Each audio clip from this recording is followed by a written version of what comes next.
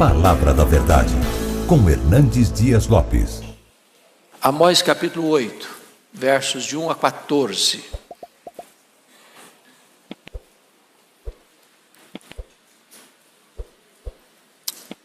Esse texto diz assim: O Senhor Deus me fez ver isto. Eis aqui um cesto de frutos de verão. E perguntou: Que vês, Amós? E eu respondi: Um cesto de frutos de verão. Então o Senhor me disse: Chegou o fim para o meu povo de Israel, e jamais passarei por ele.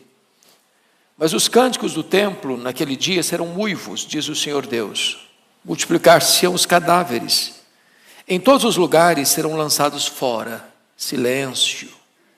Ouve isto, vós que tendes gana contra o necessitado e destruís os miseráveis da terra, dizendo: Quando passará a festa da lua nova, para vendermos os cereais, e o sábado para abrirmos os celeiros de trigo, diminuindo o efa e aumentando o ciclo, e procedendo dolosamente com balanças enganadoras, para comprarmos os pobres por dinheiro e os necessitados por um par de sandálias, e vendermos o refúgio do trigo. Jurou o Senhor pela glória de Jacó: Eu não me esquecerei de todas as suas obras para sempre. Por causa disto não estremecerá a terra, por causa disso não estremecerá a terra, e não se enlutará todo aquele que habita nela.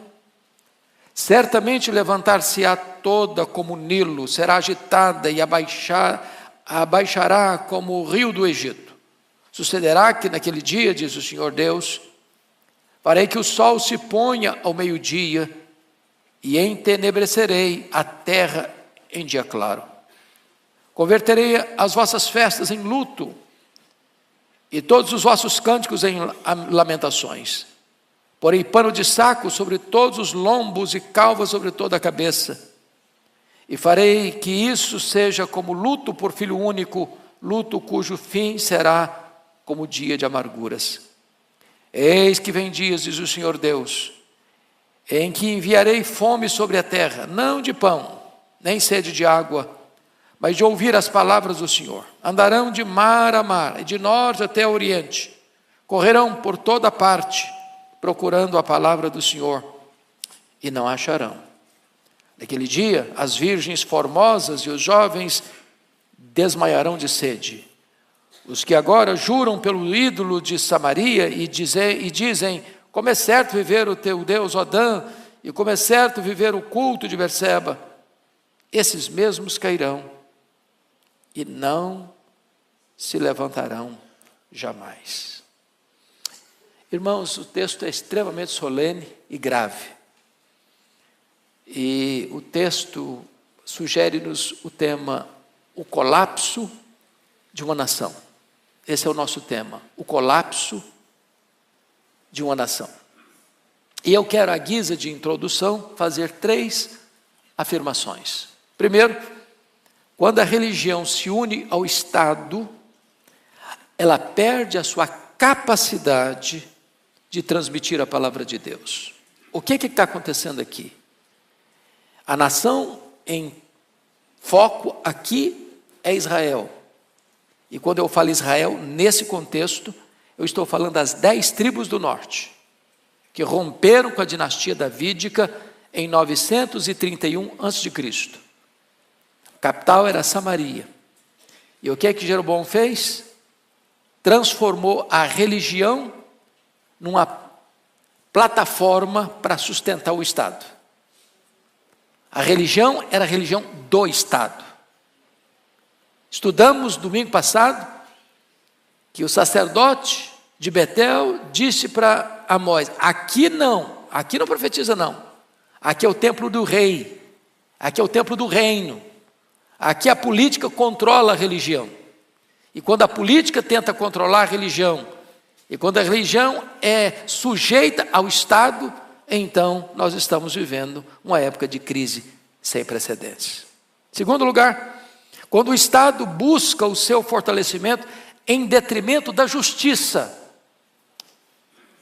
ele cava o seu próprio abismo. Você vai perceber comigo que o Estado estava mancomunado com estruturas de maldade e de violência e de corrupção para oprimir as pessoas, a ponto dos juízes venderem sentenças, a ponto de nas cortes o justo sair como culpado e o culpado como inocente, conforme o capítulo 2, verso 6. De tal forma que o Estado está sendo erigido e construído dentro de estruturas de corrupção, de violência, promovendo a própria injustiça. Terceira declaração: quando os poderosos granjeiam suas riquezas desonestamente, e o Estado e a religião se calam, ela então está à beira do abismo. O que estava acontecendo? A violência estava existindo, os fortes oprimindo os fracos, tirando a liberdade deles, as cortes favorecendo os poderosos, os sacerdotes totalmente calados e omissos diante da injustiça, e então, diante desse cenário, onde o Estado e a religião, além de estarem unidas, elas não combatem o mal, elas não denunciam injustiça, elas não confrontam o pecado, a nação está certamente à beira do abismo. Essa é a introdução, e agora vamos examinar o nosso texto. Primeiro ponto que eu quero destacar é uma nação madura para o juízo. Versículos 1 a 3 trata disso. Nós já olhamos na aula passada as visões que Amós teve. A primeira visão dos gafanhotos, depois a visão do fogo, depois a visão do prumo. São visões que retratam o juízo de Deus sobre a nação. Agora, uma quarta visão nós vamos ver, é a visão dos cestos de frutos de verão. Frutos maduros que são colhidos. E a ideia da visão é esta: Israel está maduro para o juízo. Chegou a hora de Deus acertar as contas com o seu povo. Esse é o ponto que vai ser aqui destacado, a iminência do juízo. Então, vamos a alguns aspectos aqui. Primeiro, Deus mostra uma descrição simbólica da iminência do juízo. Versículo 1, a igreja lendo comigo. Toda a igreja comigo. O Senhor Deus me fez ver isto. Eis aqui um cesto de frutos de verão. Então, o fruto de verão, ele está maduro, ele já foi colhido, ele já está no cesto. Não tem como mais esse fruto voltar à árvore, não tem como mais deixar esse fruto preso ao tronco. Esse fruto já foi arrancado e ele agora vai ser consumido. Isso significa que Deus alertou, Deus orientou, Deus exortou, Deus disciplinou, Deus mostrou sua providência. Todas as formas de Deus falar, Deus usou. O povo não quis ouvir. Agora então é tarde demais. Agora é hora do juízo. Essa é a força desse argumento. E se você notar comigo no capítulo 4, 6 a 11, Deus usou muitas formas de falar com esse povo. Conforme você pode entender aqui, Deus deixou-os de dentes limpos, ou seja, Deus enviou a fome. Se você olhar versículo 7, Deus reteve a chuva, ou seja, a seca. No versículo 8, andaram 2 ou 3 cidades indo a outra cidade para beberem água, falta do principal. Eles não entenderam. Versículo 9, feriu-os com crestamento e ferrugem, ou seja, colapso da agricultura. Eles não entenderam. Versículo 10, envia a peste contra eles, doenças. Eles não entenderam. Versículo 11, subverti alguns, como Deus subverteu Sodoma e Gomorra. Eles não se converteram. Então, a Bíblia diz que Deus fala muitas vezes ao homem, quando ele endurece a sua cerviz, ele não se arrepende, ele é quebrado repentinamente, sem que haja cura. E é isso que está acontecendo aqui com Israel. Segundo aspecto, Deus mostra que aqueles que tapam os ouvidos à sua voz, fecham a porta da graça com as suas próprias mãos. Vamos ao versículo 2, por favor. Bota na tela. Vamos juntos? E perguntou: que vês, Amós? E eu respondi: um cesto de frutos de verão.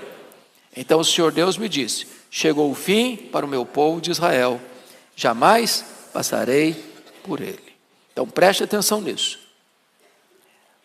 Deus estabelece um ponto em que essa fronteira não pode ser cruzada. Aqui, o reino do norte cruzou essa fronteira. E Deus agora não tem mais chance. Agora não tem mais esperança. Agora o juízo vai chegar. E o que era o juízo nesse caso aqui? O exílio. O poderoso império assírio vai tomar Samaria. Vai invadir esse território. Vai dominar esse território.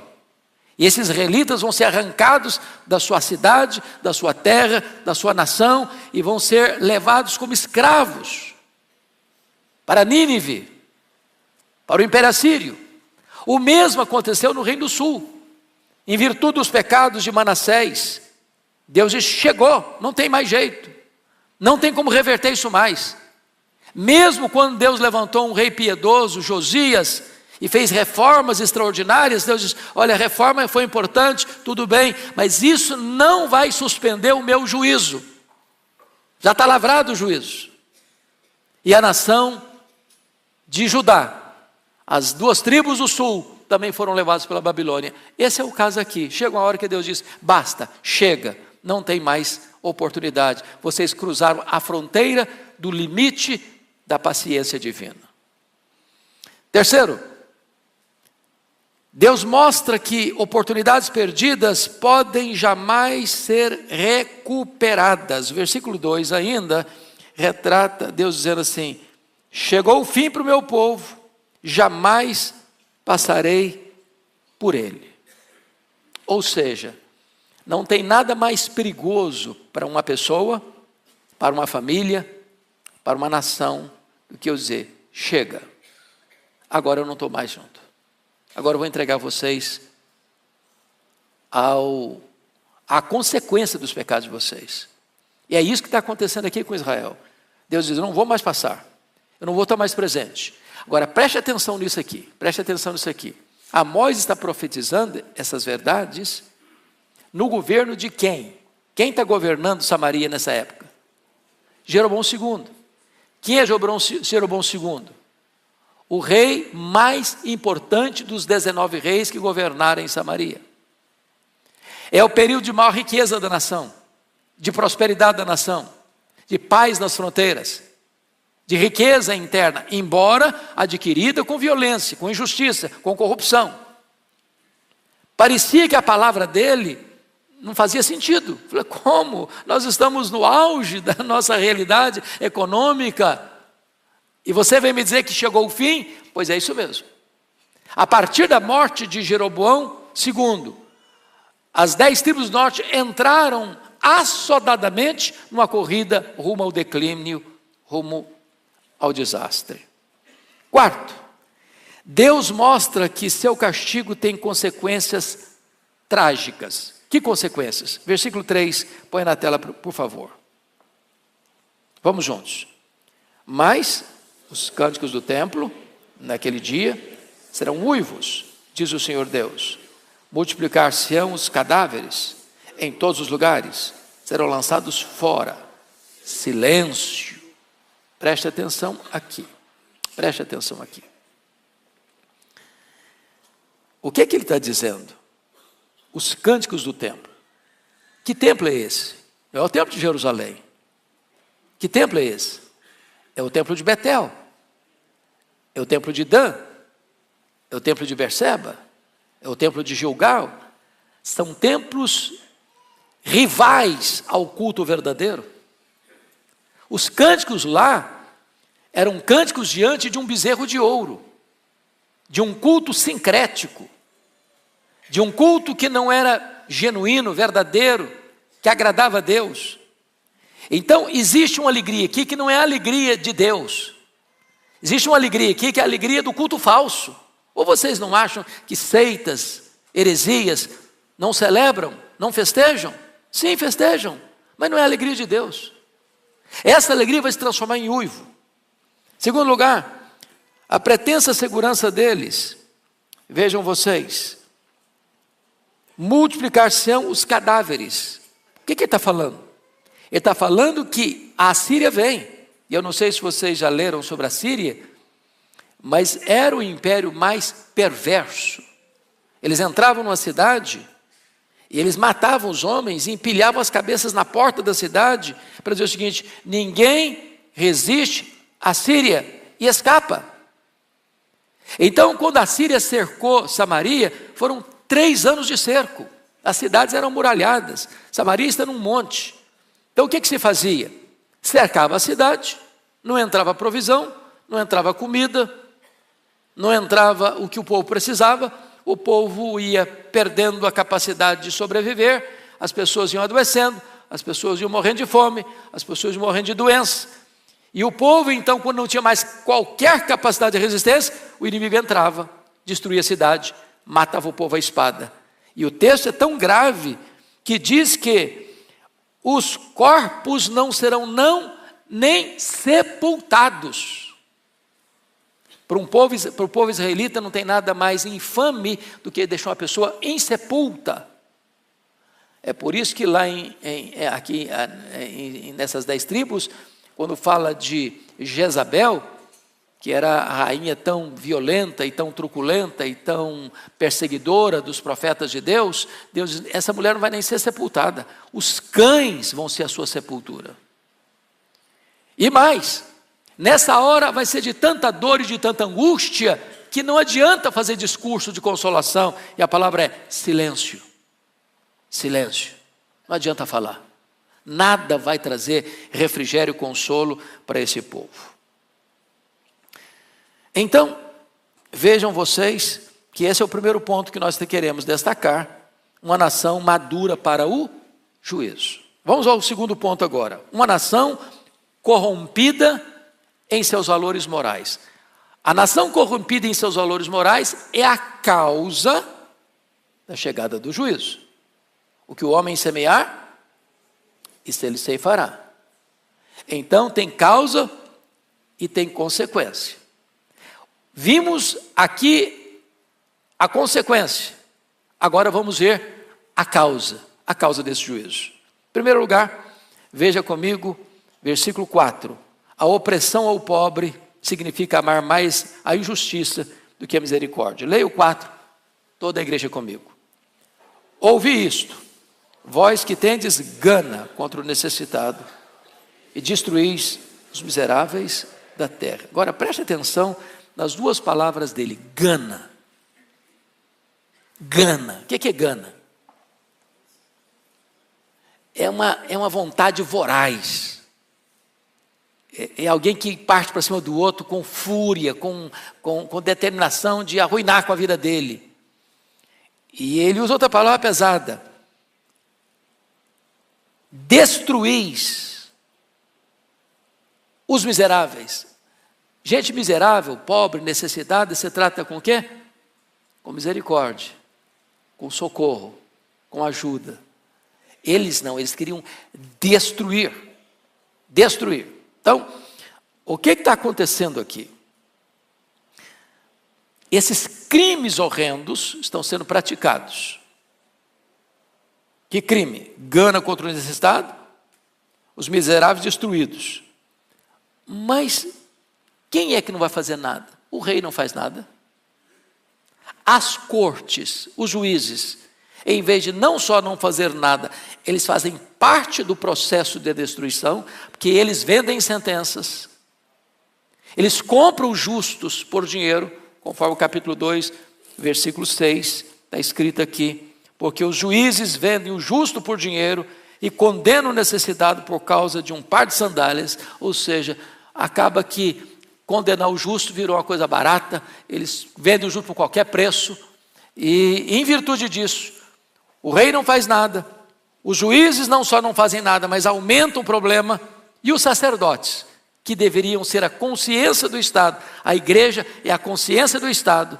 A igreja não pode ser unida ao Estado, mancomunada com o Estado, aliançada com o Estado, porque ela tem que ter liberdade, independência para exercer voz profética. Os sacerdotes também não falam nada, não erguem a voz, não denunciam o pecado. Então, a opressão do pobre significa amar mais a injustiça do que a misericórdia. Segundo ponto, o desprezo pelo culto divino, ou seja, amar mais o lucro do que a Deus. Põe na tela o versículo 5, por favor.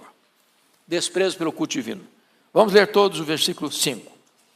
Dizendo: quando passará a festa da lua nova, para vendermos os cereais, e o sábado, para abrirmos os celeiros de trigo, diminuindo o efa e aumentando o ciclo, procedendo dolosamente com balanças enganosas. Vamos entender isso aqui. O calendário religioso deles, embora esteja numa igreja, num culto sincrético, tá lá, é um bezerro de ouro, mas eles acham que estão adorando a Deus. Então eles preservam o calendário religioso do sábado, da lua nova, das festas, e eles vão para a igreja. Mas, na verdade, eles vão para a igreja por uma questão de hábito, de costume, de ritual. Mas eles estão doidinhos para que passe logo o sábado. Eles estão lá na igreja, mas o coração deles está lá no comércio. Quando vai passar logo? Quando vai terminar logo esse dia? Para quê? Para quê? E eles respondem: para quê? Para vendermos os cereais. Eles acabam acumulando em suas mãos todo o cereal. E aí o que vai acontecer? Então nós vamos abrir os celeiros de trigo. E aqui cometendo alguns crimes. Primeiro, diminuindo o efa. Efa é uma medida, 32 litros. Então o cara vende 32 litros, mas entrega 30. Aumentando o ciclo, ou seja, aumentando o dinheiro, o peso. Inflacionando. Procedendo dolosamente com balanças enganadoras. Eu não sei se vocês lembram das balanças de 2 pratos, das vendinhas de secos e molhados. E o cara bota um peso aqui de 1 quilo de um lado e bota o produto que você comprou, o arroz, o feijão, não sei o quê, do outro prato. Só que aquele peso de 1 quilo, se você for aferir, não tem 1 quilo. Nós poderíamos dizer que esse tipo de coisa ainda acontece. Por exemplo, quando a pessoa compra um produto que tem na propaganda que tem essa qualidade, mas na verdade ele não tem essa qualidade, é uma qualidade inferior. Vocês acham que essa corrupção do comércio ainda existe? Que gente passa a perna no outro, vendendo um produto inferior por um preço maior, por um peso menor, não entregando aquilo que na verdade já está prometendo que vai entregar. Agora, chama a atenção de vocês para esse ponto. O profeta Amós começa a profecia dele denunciando nações. O Deus a quem servimos, irmãos, é o Deus da igreja, é claro, mas é o Deus das nações. Deus se interessa com o que acontece nas nações. Deus se interessa quando as nações se reúnem para tratar da sua agenda internacional. Deus se importa com o comércio internacional. Deus se importa com a violência internacional. Deus se importa com isso. Ele é o rei de toda a terra. E agora, veja você que a ira de Deus está vindo sobre esta nação, não só em virtude de pecados espirituais, de idolatria, de bezerro de ouro, mas o juízo está vindo também quando as cortes se corrompem, quando o comércio se corrompe, quando os governantes se corrompem, quando os sacerdotes se corrompem. É um conjunto que leva uma nação à ruína.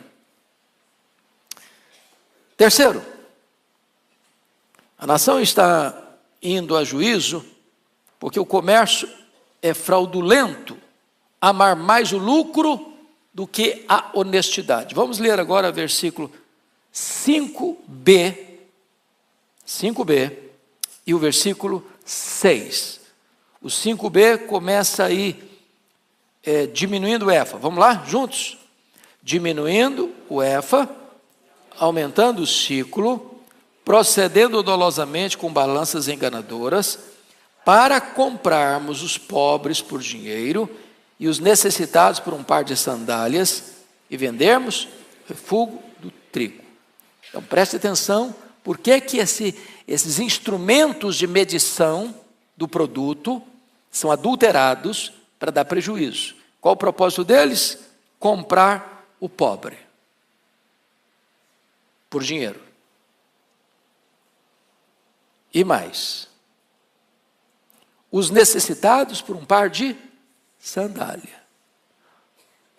Para quê? Para vendermos o quê? O refúgio do trigo. O que é o refúgio do trigo? É aquele trigo que é colhido e tem impureza nele. Ele não é de boa qualidade. Eu poderia comparar isso hoje com a questão do café. No Brasil, um país produtor de café. Meu estado, o Espírito Santo, é o maior produtor de café Conilon do Brasil. E a minha família mexe com café. E eu vejo lá como é que a coisa é processada. Então você tem lá a máquina de pilar. E tem 3 bicas. Café pilado. Você tem um café que é o grão bonito, perfeito, sem nenhum problema, bonito. Na segunda bica vem um café que está meio queimado, tem um pouquinho de broca. Na terceira bica vem um café todo quebradiço, que se chama de escolha. E lá atrás, para fora da máquina, a escolha, que é a palha. As pessoas, às vezes, que compram o café, misturam o café bom com o café mais ou menos, com o café ruim, e alguns introduzem até palha, e torra tudo isso, e você consome tudo isso, pensando que está consumindo um produto de boa qualidade. Isso é corrupção, isso é violência. Isso é comércio que ofende a justiça de Deus. E Deus está olhando tudo isso. Lá no passado e aqui no presente. Então, veja que eles cometeram, então, 3 crimes no comércio. Primeiro, na qualidade inferior do produto. Segundo, na elevação do preço. Terceiro, na quantidade menor do produto que entregam. E Deus está lá do céu olhando isso. Diz, eu não aceito isso. Eu não aceito isso. Quarto lugar, tratar as pessoas como coisas. Amar mais a si mesmo que o próximo. Versículo 6, nós podíamos repetir a leitura. Vamos lá, todos nós. Para comprarmos os pobres por dinheiro e os necessitados por um par de sandálias e vendermos o refúgio do trigo. Meus irmãos, é muito forte isso aqui, porque se você olhar em qualquer sociedade, como era lá em Israel, aqui no Brasil, do ponto de vista de quantidade de gente, os pobres são maioria aqui no Brasil. Concordam comigo? Em torno aí de 60% pelo menos da população. Então, qualquer forma, o que significa o pobre? Ele tem o quê? Menos recurso nas mãos, menos dinheiro para comprar. Em vez de aqueles que detêm o poder facilitarem para que o pobre melhore a sua condição de vida, para que ele compre mais, compre melhor, não. Já que a maioria da população, eu tiro pouco de cada um para me enriquecer. E o que acontece? Acontece que o pobre fica cada vez mais pobre e os ricos ficam cada vez mais ricos. A riqueza vai se acumulando nas mãos de poucos, com não só a concordância, mas com a facilitação de quem? Dos juízes, das cortes, que foram comprados para venderem sentenças contra o justo. Não a favor do justo, mas contra o justo. Eu sei que essas coisas só aconteciam lá em Israel, 700 anos antes de Cristo, não acontece mais hoje aqui no Brasil, nem mundo afora. Quando eu leio Amós, a sensação que eu tenho é que eu estou lendo o jornal do dia, periódico da semana. Amós está nas ruas. Oxalá que os nossos líderes, dos poderes constituídos, pudessem ler Amós, entender Amós.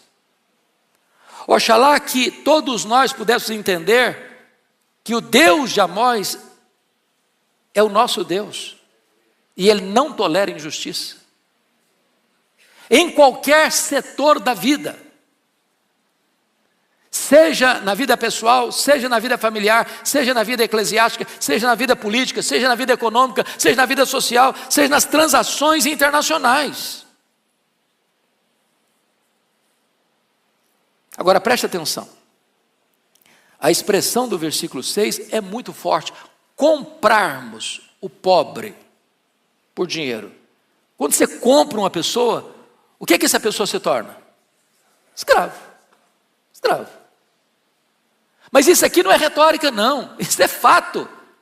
Lá em Israel era um fato. Se você volta comigo ao capítulo 1, por favor. Volta ao capítulo 1, por favor. Versículo 6. Olha o que os filisteus faziam, a Filistia fazia. Versículo 6. Assim diz o Senhor: por 3 transgressões de Gaza, que é uma cidade da Filisteia, por 4 não sustarei o castigo, porque levaram em cativeiro todo o povo para o entregar em Edom. Ou seja, escravizaram um povo e venderam esse povo como mercadoria, como escravos. Agora veja comigo o que acontecia na Fenícia, versículo 9. Assim diz o Senhor: por 3 transgressões de Tiro e por 4 não sustarei o castigo, porque entregaram todos os cativos de Edom e não se lembraram da aliança de irmãos. Ou seja, os de lá entregavam os inimigos, aqui estão entregando até os irmãos próximos. Mas o que estava acontecendo com Israel? Eles estavam vendendo o pobre. Que pobre? O estrangeiro? Pobre? O inimigo da nação? Não, os seus irmãos. Seus irmãos. Agora preste atenção, esse time que está comprando o pobre, esses juízes que estão vendendo sentença, esses sacerdotes que dizem: não, aqui é o templo do rei, aqui não vem falar de Bíblia não, aqui é nós que controlamos. Esse povo está todo ele no sábado na igreja. Estão percebendo isso? O perigo das pessoas juntarem uma vida completamente corrompida com religião e achar que está tudo bem. Esse é o problema aqui. Muito bem. Vamos ao terceiro ponto da nossa mensagem. Uma nação sob a condenação do próprio Deus. Primeiramente, o juramento selado anunciando o fim do perdão. Versículo 7. Põe na tela para nós. 8:7. Toda a igreja. Jurou o Senhor pela glória de Jacó: eu não me esquecerei de todas as suas obras para sempre. Meus irmãos, quando Deus jura, Ele está empenhando a sua palavra, que não pode falhar. O que Ele falou vai o quê? Acontecer. Dê uma olhadinha no capítulo 4, verso 2 comigo. Jurou o Senhor Deus pela sua santidade, que dias estão para vir sobre vós, em que vos levarão como anzóis e os vossos restantes como fisga de pesca. Olha o 6:8 comigo. Jurou o Senhor Deus por si mesmo, o Senhor Deus dos exércitos, e disse: abomino a soberba de Jacó, odeio os seus castelos e abandonarei a cidade e tudo que nela há. Agora veja o 8:7 que nós acabamos de ler. Jurou o Senhor pela glória de Jacó: eu não me esquecerei de todas as suas obras. Ou seja, Deus está olhando, Deus está vendo. Nem sempre Deus pune o pecado na hora que ele é cometido, mas Deus não deixa de olhar. E chega uma hora que ele disse: eu juro que o juízo vai chegar. E chega. Segundo, a hediondez do castigo descrito, versículo 8, põe na tela, por favor. Vamos juntos. Por causa disto, não estremecerá a terra, e não se enlutará todo aquele que habita nela. Certamente levantar-se-á toda como o Nilo, será agitada e abaixará como o rio Nilo. Então, ele está usando duas figuras aí de linguagem. Quais são as duas figuras que ele usa para ilustrar o juízo de Deus à nação? Primeiro, terremoto. Estremecerá a terra. Abalo sísmico. As placas tectônicas se movem. Tudo que era sólido começa a se mexer, se abalar. Segunda figura que ele usa, a figura da inundação, da enchente. Não é isso que ele está dizendo? Certamente levantar-se-á toda como o Nilo. Naquela época, irmãos, já o Nilo, vocês sabem disso, é o rio mais longo do mundo. Não é o maior, mas é o mais longo. Então, quando se falava em rio grande na época, o que se conhecia era o Nilo. A inundação do Nilo era uma coisa temida. E aí ele está dizendo o seguinte, olha, assim como um terremoto abala, assim como a inundação traz tantos problemas, assim vai ser o juízo sobre a nação de Israel. Terceiro, a rapidez com que esse castigo vai chegar. Põe na tela o versículo 9, por gentileza. Vamos juntos? Sucederá que naquele dia, diz o Senhor Deus, farei que o sol se ponha ao meio-dia e entenebrecerei a terra em dia claro. Ele está usando uma figura de linguagem. Que hora que o sol se põe é meio-dia? Meio-dia é hora de quê? Sol a pino. Claro, luz. Mas quando aquele dia chegar, de que dia que ele está falando? É o dia do juízo. E o que representa esse dia do juízo para Israel? O cerco da Síria e a tomada de Samaria. E todo o povo sendo levado o quê?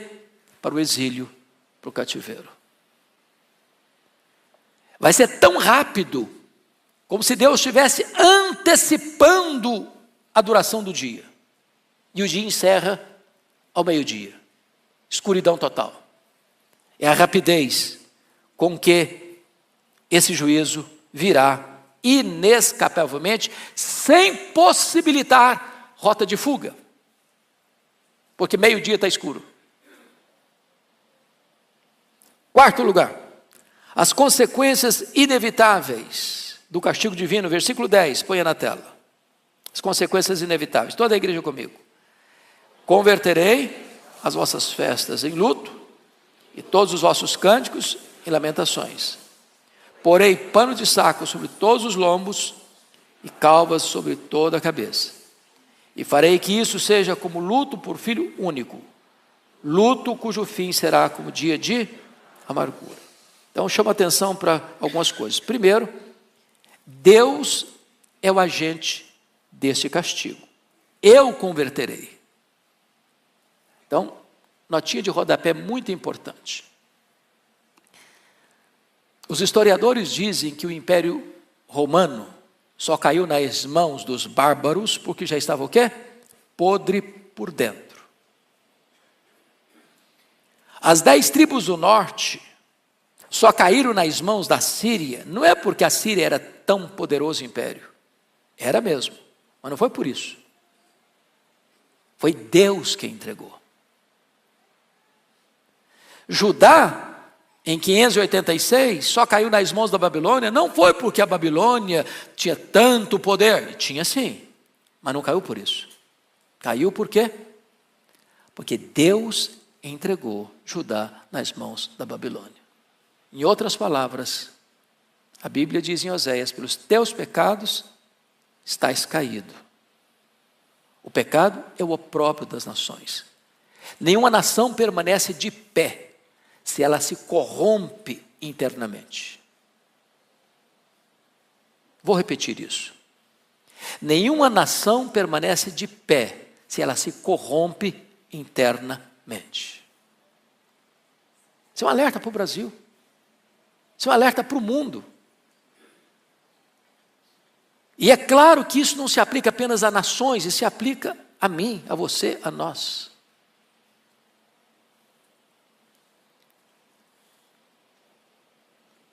Deus coloca a vida do povo de ponta cabeça.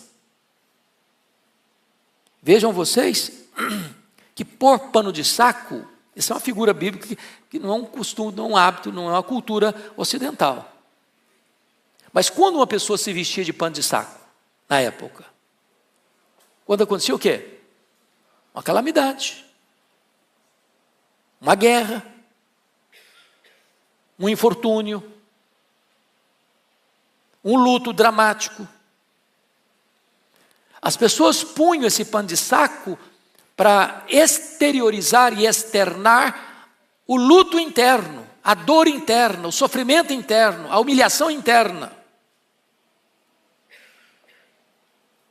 Quando Deus diz que vai colocar calva sobre toda a cabeça, nenhum problema contra os irmãos que têm pouco cabelo. Dizem que só os inteligentes são calvos, mentes brilhantes. Mas o caso aqui é de humilhação. Lembram quando Eliseu tinha acabado de curar as águas amargas de Jericó? E passando por outra região, um bando de jovens zombaram dele. Sobe calvo, sobe calvo, sobe calvo. E Eliseu,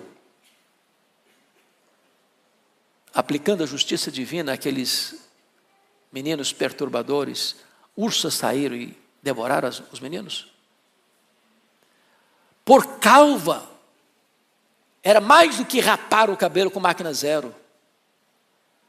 Era um juízo de Deus gravíssimo sobre aquele povo. Agora, a dor disso é tão grande que não pode existir na linguagem humana um sofrimento maior. Vai ser como a dor de luto por filho único. Eu acho que todos nós pais e mães que estamos nesse auditório, avós que estão nesse auditório, não podemos nem imaginar, nem imaginar o que é a dor de um pai, de uma mãe enterrar filho único. O Senhor Deus está dizendo que esse momento vai ser tão doloroso, que vai ser a mesma coisa, com o mesmo sentimento, com a mesma dor, com o mesmo sofrimento de um pai e de uma mãe que estão enterrando o seu único filho.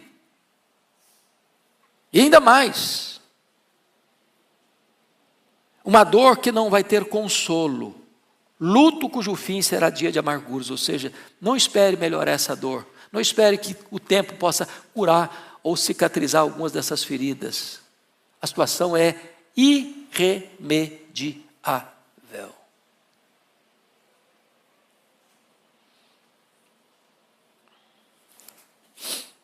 Vamos ao quarto ponto então. É o último ponto.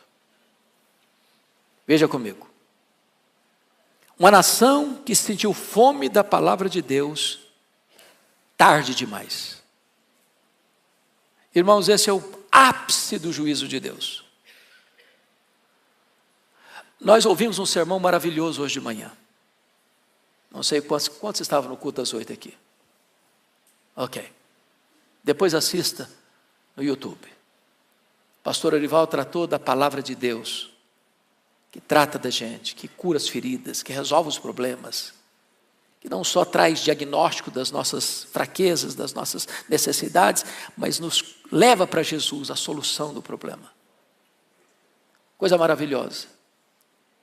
Portanto, não tem maior juízo para uma pessoa, para uma igreja, para uma nação, do que Deus retirar a sua palavra.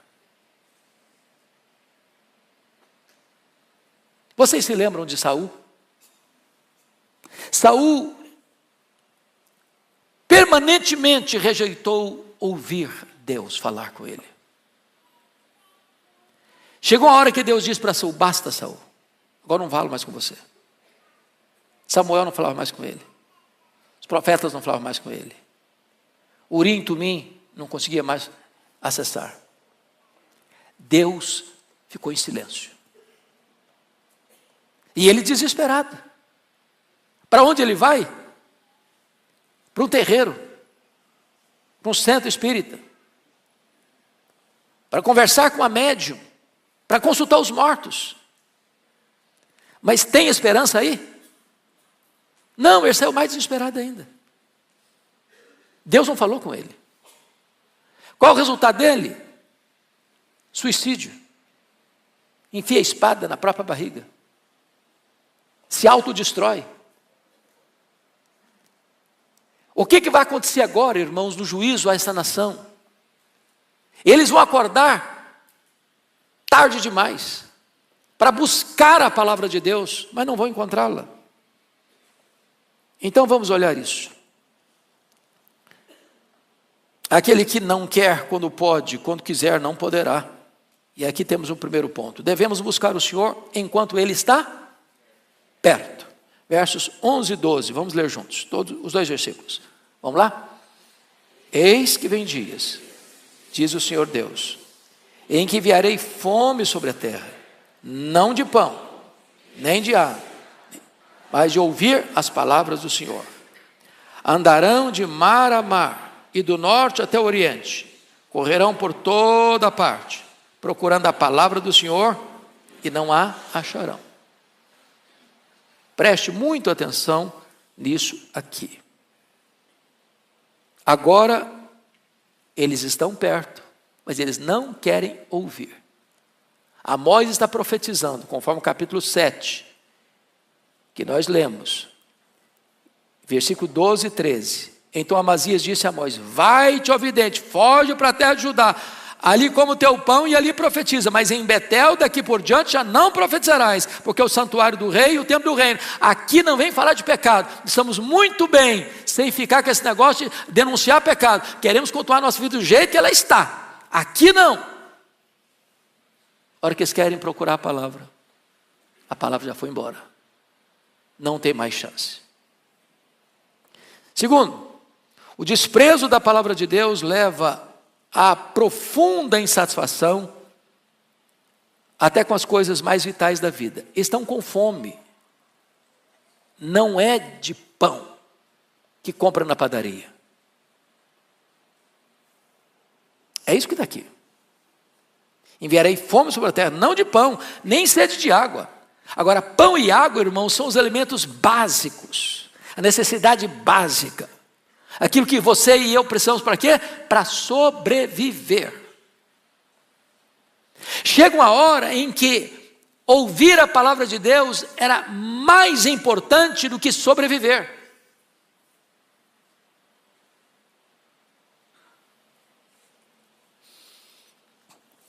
E eles não têm mais a palavra de Deus. O desprezo, em terceiro lugar, o desprezo deliberado da verdade pode levar o homem a uma busca frustrada na hora do aperto. Agora, note comigo a expressão. Eles caminham de onde para onde? Versículo 12. Andarão de mar a mar, do norte até o oriente. Correrão por toda parte, procurando a palavra do Senhor e não acharão. Agora, tem um detalhe aqui, digno de nota. O que você esperava? De norte, andaram de mar a mar, do norte até o oriente. Correrão por toda parte. Mas não diz que eles percorreram do norte ao sul. Por que não?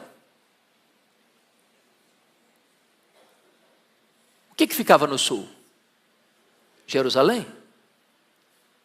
O templo? A palavra de Deus? Eles correm sofregamente procurando a palavra de Deus, onde não tem o quê? Palavra de Deus. Isso é um engano religioso. As pessoas correm atrás das seitas, do misticismo, da astrologia, da consulta aos mortos,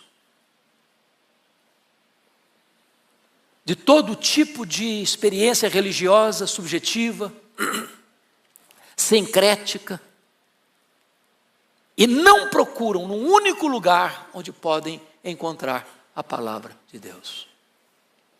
Mas chama a sua atenção para um outro ponto. A palavra aí do versículo 12, andarão, é uma palavra muito forte. A palavra aqui é a palavra do andar do bêbado, do andar daquele que está cambaleando.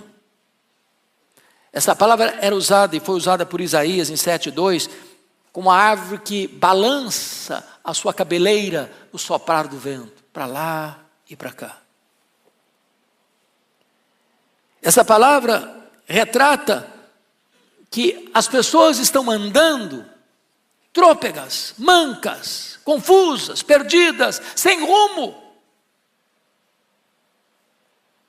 Agora saia pelas ruas de São Paulo, pelas avenidas de São Paulo, pelas universidades de São Paulo, pelas escolas de São Paulo, pelo comércio de São Paulo, e você vai ver o quê? Pessoas o quê? Confusas. Há um vazio na alma, há uma falta de significado na vida. Elas correm atrás de alguma coisa que possa preencher esse vazio. Não encontram. Como Salomão, lá em Eclesiastes 2, tentou encontrar um sentido para a vida dele na bebida, na festa, na música, nas realizações, na riqueza, no sexo, na fama. Não encontrou. Porque a única fonte que o homem pode saciar a sua alma, essa eles não buscaram.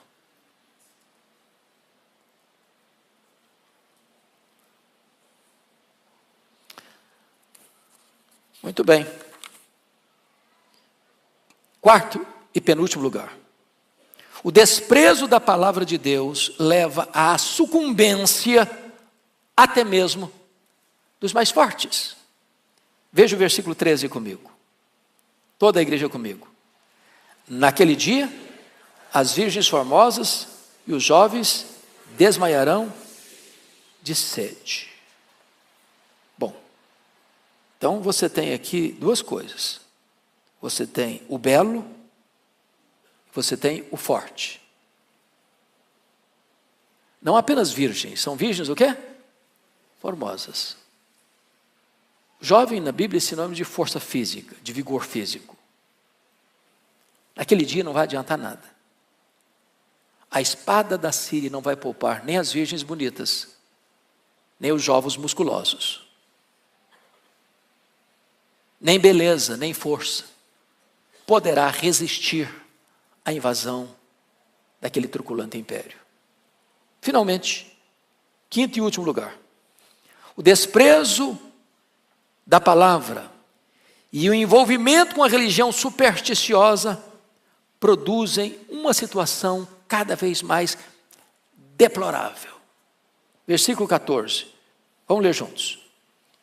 Os que agora juram pelo ídolo de Samaria e dizem: como é certo viver o teu Deus, ó Dan, e como é certo viver o culto de Berseba, esses mesmos cairão, não se levantarão jamais. Olha o que está acontecendo aqui. As pessoas procuram a palavra de Deus onde não tem palavra de Deus. Correm de mar a mar, do norte ao leste, cambaleando. Nada. Para onde elas se voltam? No desespero delas? Para os mesmos cultos sincréticos, idólatras, que viveram desde o começo da nação com Jeroboão I, em 931. Essa nação está há quase 200 anos no mesmo caminho de rebeldia, desobediência, de idolatria, de apostasia religiosa. Para onde se voltam? Para os seus ídolos. Quem é o ídolo de Samaria aqui? Samaria é a capital. Qual que era o ídolo deles? Bezerro de ouro.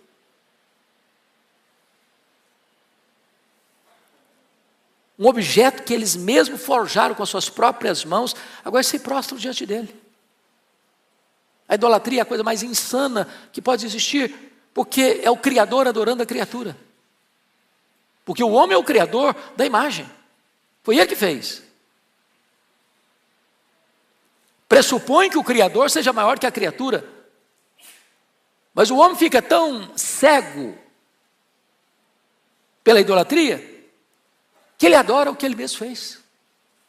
Como se aquilo que ele fez pudesse ser maior que ele e pudesse socorrê-lo. Mas eles vão não só em Samaria, eles vão para Dan. Fica lá em cima. E adoram o bezerro de ouro. E eles vão para Berseba e adoram o bezerro de ouro, achando que podem escapar. Qual o resultado final?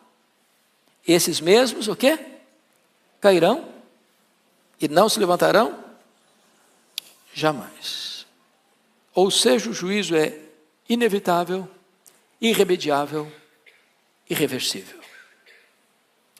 Esse dia chegou. Não agora. Amós está profetizando no período árido de Israel, período de Jeroboão II, que governou 41 anos.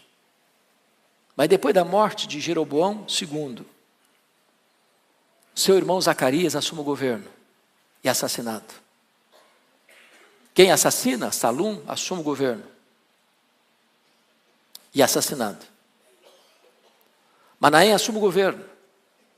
Turbulências terríveis. Pecaías assume o governo e é assassinado. Substituído por Peca, é assassinado. E então vem o último rei, Oséias. A cidade de Samaria é cercada. 3 anos. A ponto das pessoas comerem carne humana para sobreviverem. E quando já não tinha mais nenhuma resistência, o Império Assírio entrou em Samaria, destruiu a cidade e levou o povo cativo. Os restantes que ficaram, estrategicamente, Sargão II trouxe outros povos para que eles pudessem se misturar, uma miscigenação de raça, que redundou num sincretismo religioso. E então formou-se a partir daí o quê? O povo samaritano. Que durante 700 anos tornou-se inimigo, figadal do povo de Israel. Problema só resolvido quando Jesus veio. Quando o Espírito Santo foi derramado. Quando o muro da separação acabou com a pessoa de Cristo. Então vamos concluir dizendo o seguinte, irmãos.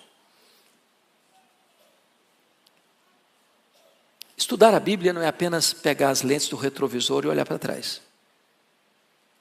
Estudar a Bíblia é fazer um diagnóstico da nossa própria vida, conforme ouvimos no Sermão das 8.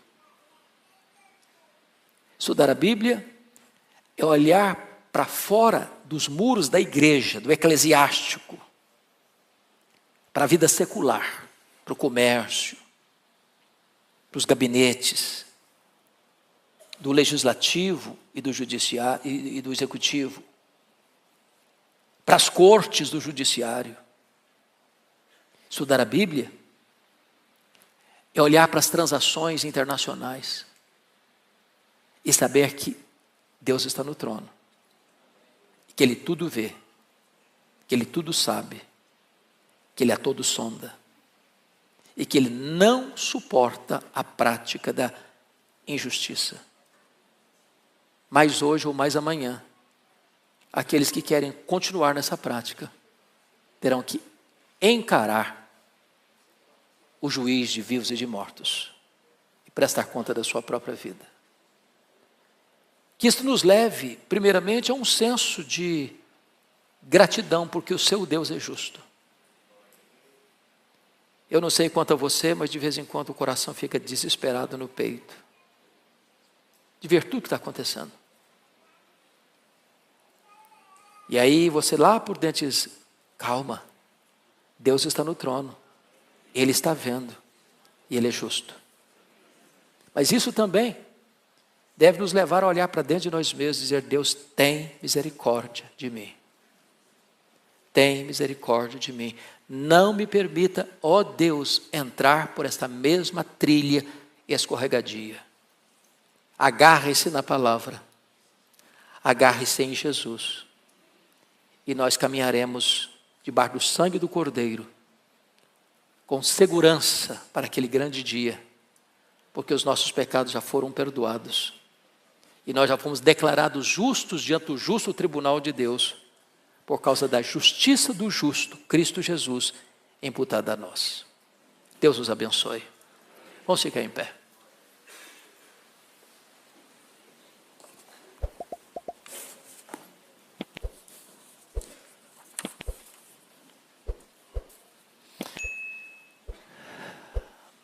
Ó Deus, nós estamos expostos diante do raio-x da Tua palavra.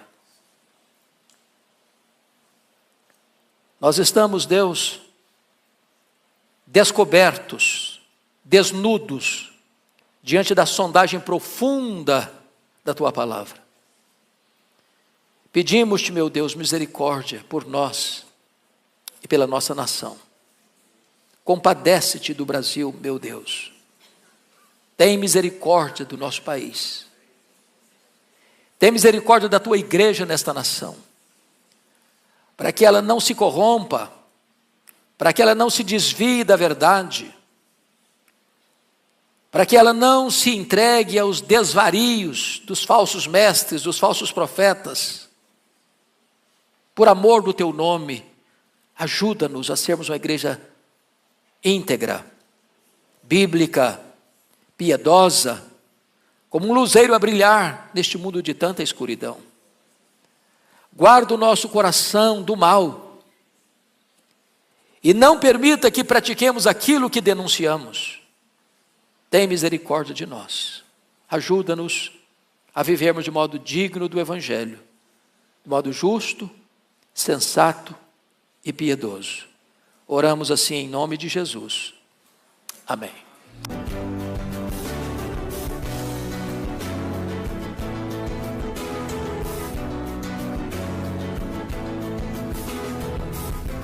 Palavra da Verdade, com Hernandes Dias Lopes.